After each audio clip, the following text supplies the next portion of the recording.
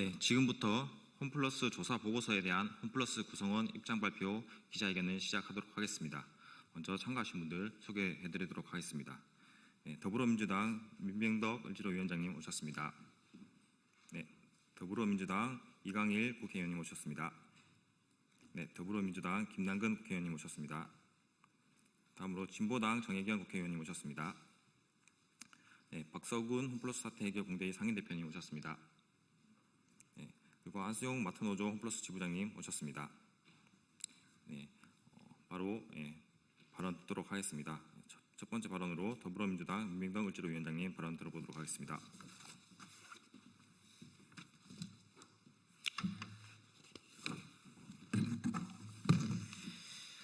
네, 힘 없는 자들의 힘 더불어민주당 을지로위원회 을지로위원장 민병덕 국회의원입니다.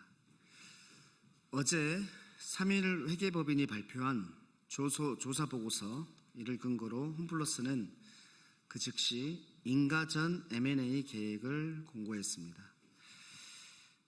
MBK 파트너스의 청산 시나리오가 구체적으로 드러난 것입니다.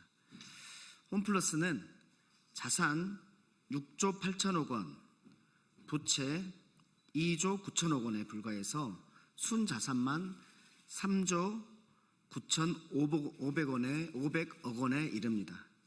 결국 기업을 존속시키는 것이 장기적으로도 더 높은 가치를 창출할 여지가 분명합니다. 그럼에도 홈플러스와 MBK는 청산가치 3조 7천억 원을 내세워 부채를 정리한 뒤 차익을 남기겠다는 계산표를 완성한 것으로 보입니다. 어제 발표된 조사보고서의 내용 중 계속 기업가치 2조 5천억 원과 청산가치 3조 7천억 원을 비교해보면 청산가치가 일견 더 높아 보이지만 이는 부동산, 물류센터 등 핵심 자산의 시장 매각가, 이것을 일시적으로 호가 수준으로 가정한 수치라고 보입니다. 실제로 장기 임대 수익, 해운제 할인가 적용, 물류 효율화 등 운영 개선을 통해서 얻을 수 있는 잉여 현금 흐름은 훨씬 안정적으로 예측 가능하다고 보입니다. 또한 이 계산에는 노동과 협력업체 그리고 지역경제에 미치는 파급 효과는 전혀 반영되지 않았습니다. 2만 정규직 노동자와 10만여 간접 고용 인력 그리고 수십만 개의 입점 협력업체가 M&A 직후 현장 축소, 폐점 등으로 당장 일자리를 잃게 됩니다.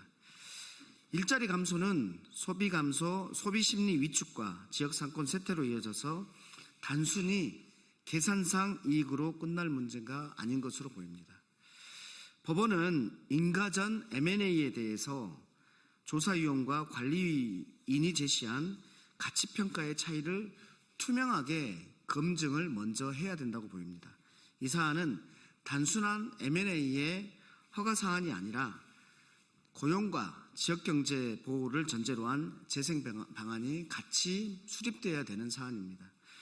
더불어민주당 을지로위원회는 이 사안을 엄중하게 다루고 있습니다. 자산 매각이 아닌 사업 개선과 고용 보호가 가능한 진짜 회생 로드맵을 입법으로 뒷받침하겠다는 말씀을 드립니다. 국회가 할 수 있는 모든 조치를 다하겠습니다. 브랜드는 자본이 만들어내지만 그 가치를 지탱하는 것은 현장에서 땀 흘리는 우리의 노동과 삶입니다. 을지로위원회는 힘 없는 자들의 힘이 되겠습니다. 감사합니다.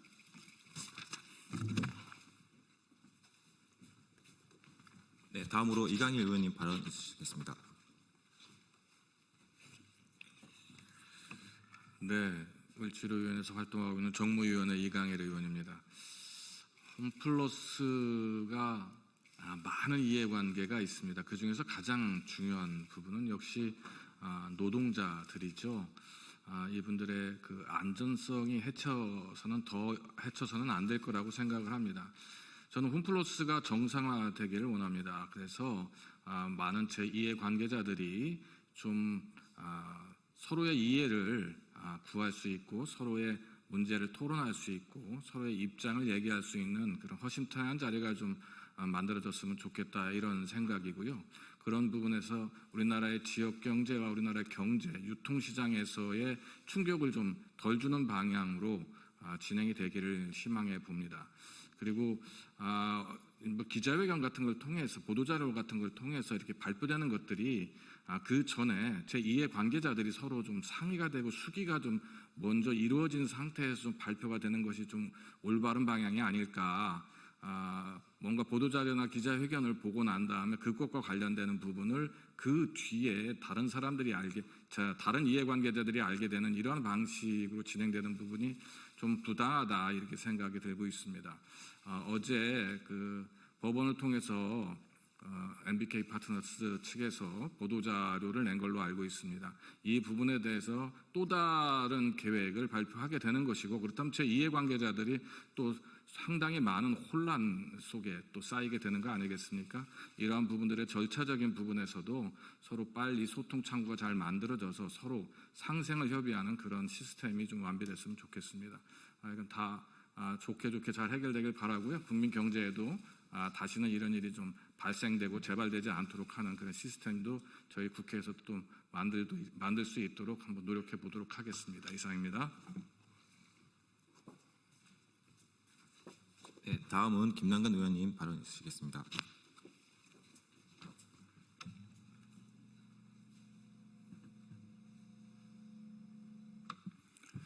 네, 모두가 홈플러스의 존속을 바라고 있습니다. 홈플러스 노동자들, 입점 상인들, 그다음에 자기의 생계자금들을 가지고 홈플러스 이 전단체 채권을 산 채권자들, 관계자들이 10만이 넘고 여기에 이용을 하고 있는 소비자들까지 하게 되면 수십만의 우리 국민들이 이 홈플러스 사태를 주목하고 있습니다.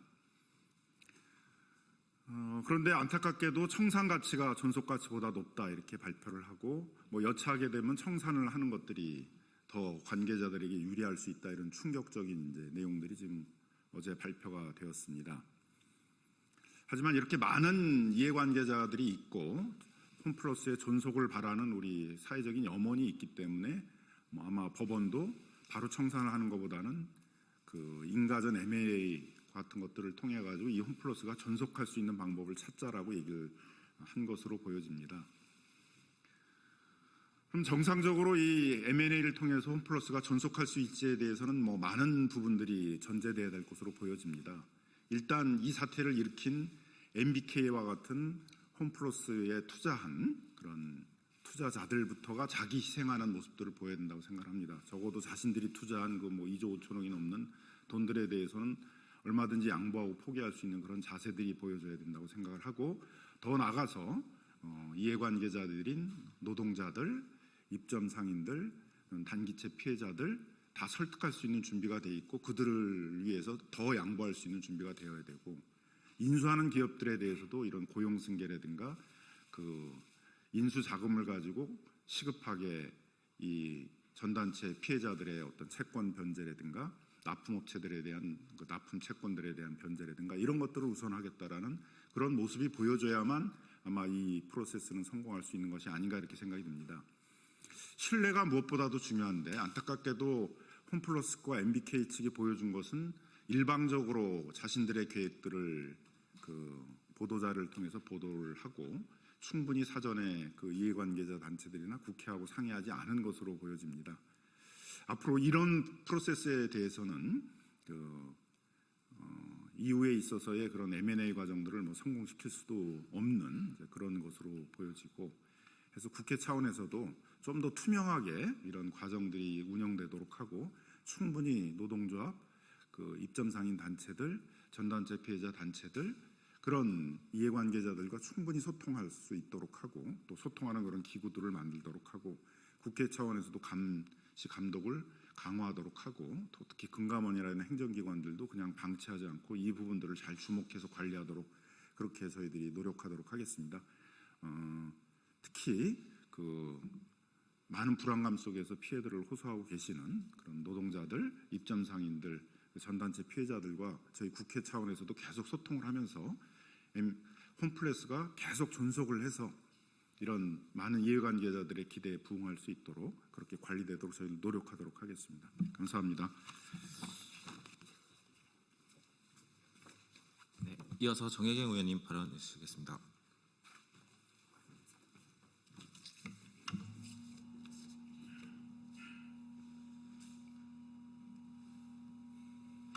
네, 진보당 비정규직 노동자 국회의원 정혜경입니다. 자그마치 10만 명입니다. 지금 10만 명의 국민의 생존이 벼랑 끝에 내몰리고 있습니다. 홈플러스는 건실한 기업이었습니다.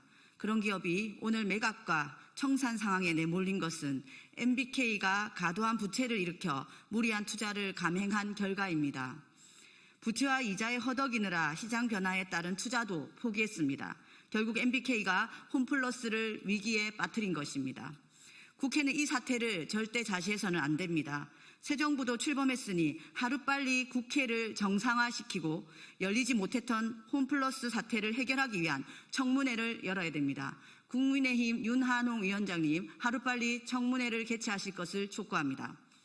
사기와 약탈로 점철된 사태의 책임을 규명하기 위해서 나서야 합니다. M&A가 진행된다면 정부가 적극 개입하여 공공적 감시 체계를 마련하고 사회적 대화기구를 통해서 노동자와 지역사회의 참여를 보장해야 합니다. 기업을 돈 버는 기계로 취급하는 것은 구시대적 관점입니다. 돈이 된다면 모든 불법과 편법을 눈감아주는 시대는 지나가야 합니다. 홈플러스는 10만 명의 삶이 달린 공동체이며 고용과 지역 경제를 책임지는 사회적 전제로 보는 것이 선진적 경영관입니다. 정부는 이제라도 MBK의 직접 투자와 자구 노력을 강제하기를 촉구합니다. 저는 이 자리에서 분명히 밝힙니다. 홈플러스를 지키기 위한 싸움은 곧 경제 정의를 지키는 싸움입니다. 국회는 정부는 그리고 우리 모두는 국민의 편에 서야 합니다. 진보당도 국민과 함께 싸우겠습니다.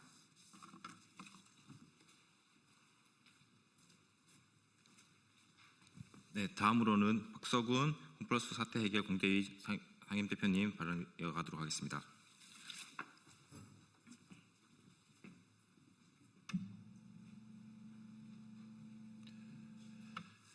예, 홈플러스 사태 해결 위한 공대위 상임대표로 일하는 박석운입니다. 이 사태를 보면서 다들 느끼는 점은 이 법과 제도의 그 사각지대를 편법적으로 탈법적으로 악용한 그런 먹튀 행각, 그리고 국민 경제를 망가뜨리는 이런 행각에 대해서는 법적 제도적 그 응징이 있어야 된다 이렇게 생각합니다. 그 법적 제도적 응징을 하는 방법은 이렇게 먹튀 행각을 그대로 말하자면 계속할 수 없도록 하는 정부의 적극적인 노력 그리고 규제 필요하다고 생각을 하고요. 그 중에서 가장 중요한 부분이 저는 그 MBK가 홈플러스를 인수할 당시에 그 편법, 탈법적, 불법적 그런 행각에 대해서 정확하게 수사되어야 된다. 예를 들면 그 차입인수라고 하는 제도는 그 자체로 불법입니다. 그런데 실제로 차입인수를 했단 말입니다. 그런데 그 점에 대해서 제대로 사법적 응징, 수사 제대로 안 되고 있는 이런 문제가 있죠. 두 번째로 그 단기채 유동성 때문에 그 기업 회생 신청을 하는 그 직전에 그 단기채를 그 발행을 했지 않습니까? 바로 이건 전형적인 사기 이렇게 볼 수 있습니다. 그래서 이 사기 문제와 그다음에 인수 당시의 그런 말하자면 그 불법인 그 차입 인수 LBO라고 보통 이야기하는 LBO가 정당한 그런 그 투자 기법인 것처럼 이야기하지만 실제는 불법입니다. 실정부사 불법입니다. 그럼 그 부분에 대해서 그냥 넘어가고 있는 이 문제에 대해서 정확하게 규명을 해야 된다. 그래서 결과적으로 여러분들이 이야기했지만 지금 현재 2만 명, 직영 노동자 2만 명, 입점 점주들 8천 명, 그리고 비정규직 노동자들 협력업체 그 사람들이 한 10만 명이 좀 넘는 실제로 10만 명이 전체 합치면 직접 관계되는 당사자매도 한 13만 명 정도 되는 거기다가 그 가족들과 그 연관되는 그런 지역 경제를 생각하면 이 문제는 그냥 단순히 한 기업의 법과 제도의 사각지대를 악용하는 편법, 불법 그런 문제로 볼 문제가 아니다.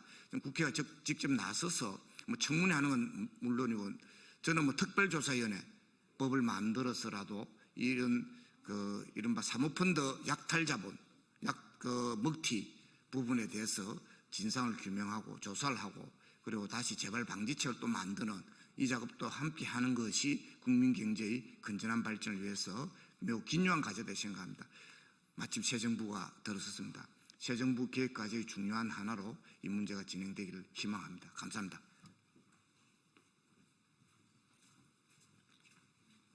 네, 마지막으로 안수영 마트너즈 홈플러스 지부장님의 입장문 발표가 있도록 하겠습니다.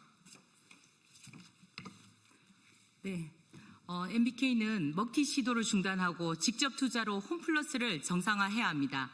3일 회계법인은 홈플러스 조사 보고서에서 홈플러스의 청산 가치가 계속 기업 가치보다 더 높게 나왔기 때문에 투자 유치 등 외부 자금 조달 또는 M&A를 통한 외부 자금 투입이 필요하다고 발표하였습니다.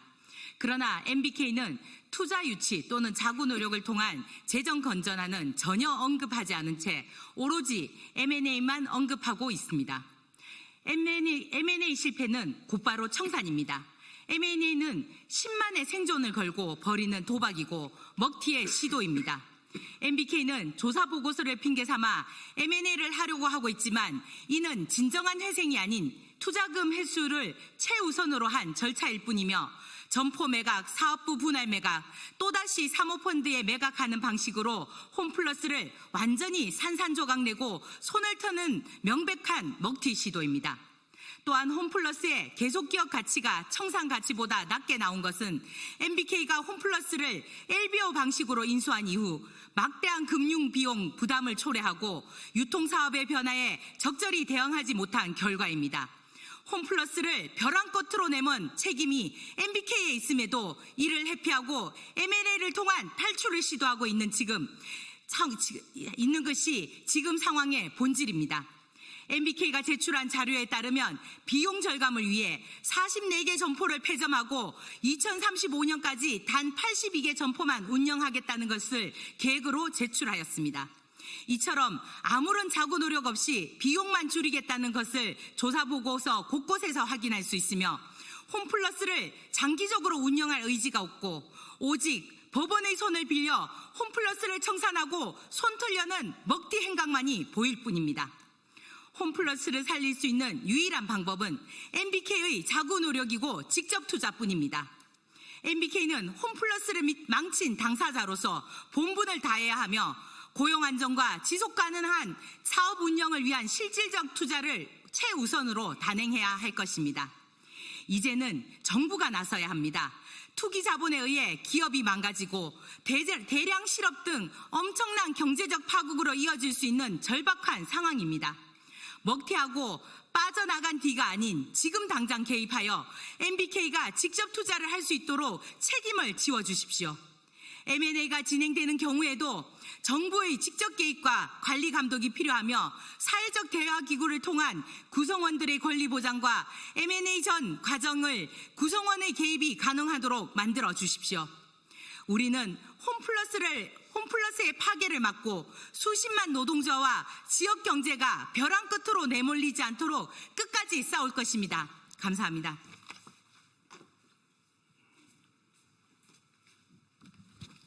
네, 준비된 발언을 모두 마치겠습니다.